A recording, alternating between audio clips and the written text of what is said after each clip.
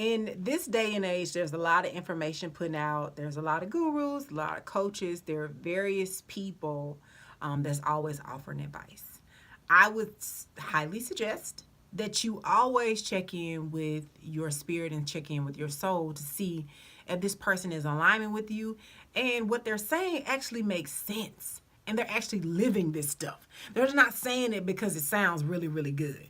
I remember when I first started doing videos, I was doing Periscope and I was doing Coin Sunday, y'all. First of all, it was cute. I had some really good advice because there were things I was trying to practice, but I was in debt. And it's like you can't give people advice of something that you're not consistently living. I was in debt because I got student loans. I have student loans. So I'm like, I can't be genuinely telling people stuff and I haven't used every single thing that I've learned, in financial classes. I did Dave Ramsey's program. So if I am not consistently doing it, I don't feel like I should have done or continue doing videos, which I stopped doing. But my point is, be cautious of who you listen to and who you surround yourself with, because your intent is to, get advice. But it might be coming from a place of something that's not truthful. So you got to be very careful. So this is who I've chosen to listen to. I listen to women who are not bitter.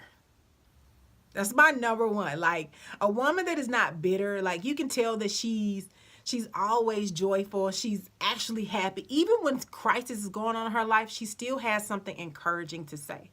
My spiritual coach is like this. I mean, she has gone through so much stuff. And every time I talk to her, joy filled. My mother was the exact same way. When my mother was passing away from breast cancer, she was praying for other people. And I'm like, Mom, pray for yourself. But that was her character. That's who she was. And that's the women I like to hang around. Women like that who are just, they have a heart to give, a heart to serve, and a heart to love people. Those are the women I like to listen to.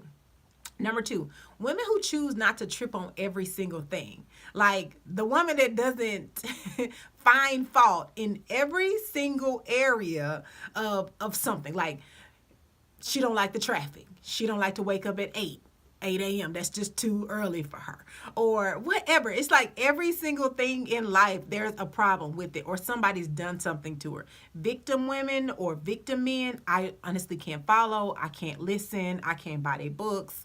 And I love books, but I can't. If there's victimhood coming out of you, I steer clear of it.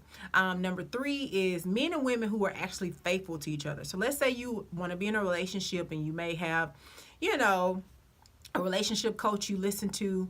My hope is the people that I listen to are faithful to each other. They actually trust each other. They actually keep stuff in the confines of their relationship, because they're giving relationship advice. Like I said, whoever you choose to follow, make sure that's their lane. If they hopping over into 15 different lanes, you might want to be like, if you were a real estate guru, I don't know if you, a spiritual leader too. I don't know.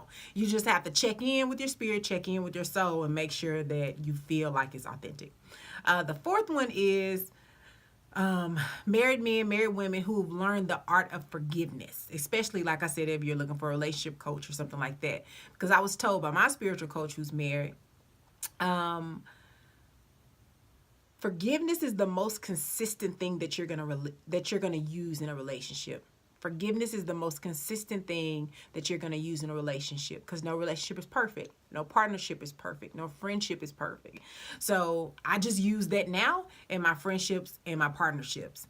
I'm trying to get in the habit and in the mindset of I'm going to have to use forgiveness in my relationships often, because I was told that's the most consistent thing that you're going to use. Here's the people that I have no problem with ignoring. Literally no problem ignoring these people. Number 1 is ignoring people who won't make any down payments on your wedding, on your house, on your next car. A lot of people have so much advice, but they're not writing you no check. And for the people who have not writing you a check, don't listen to them. Don't tell me to get no extra plates for who? Plates are expensive. It's like if they're not writing you a check, don't listen to them. Number two, ignore people who complain about every single thing. You know, that's the opposite of what I said earlier. But if they're complainers, you don't want them in your circle. You don't want them on your team. Life is hard enough. You don't want a person that's complaining about everything around you. Number three, people that don't have you feeling lifted up, but like you leave them and you're always sad. It's like, I was happy before I came in here.